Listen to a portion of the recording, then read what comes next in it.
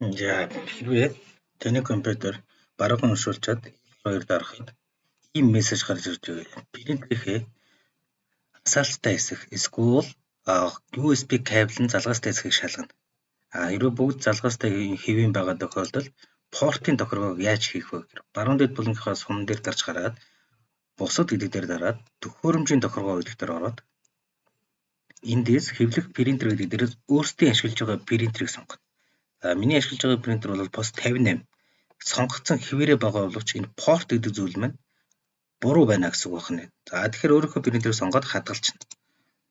Ингээ хадгалсныхаа дараа гарах гэж гараад одоо портоо яаж тохируулах вэ гэхээр компьютерийнхаа унтраахтай ордог зэвсэг рүү ороод control гэхээр баруун талд нь device and printers гэдэг.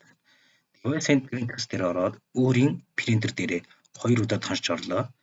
Принтер гэдэг дээр нь ороод properties. Тэгээ эндээс ports гэдэг дээрээс нь port-о сонгоо. Миний принтер бол USB 004 дээр тохируулсан байгаа учраас 004-өө сонгоод apply хийгээд окей. Хэрвээ принтер маань хэвлэж гин үгүй юу гэдгийг шалгахыг бол принтер дээр ороод properties принтер test page гэснээр принтер хэвлэж явах хэрэгтэй. Ингээ хэвлэж явах юм бол принтер програмаас асуудалгүй хэвлэх ёстой гэсэн. Ингээ тохируулсан тохиолдолд одоо бид нар буцаад бүртгэл гэдэг рүү ороод толгомжлол руу ороод F2 гэдэг бодлоход түүний гарч ирсэн мессеж маань гарч ирэхгүй байх хэрэгтэй. F2-оор дадлаа. Бол шууд хэлбэр толгоцсон гарч ирж 5400 F2. Ингээ би принтер маань бол хийлгэнэ.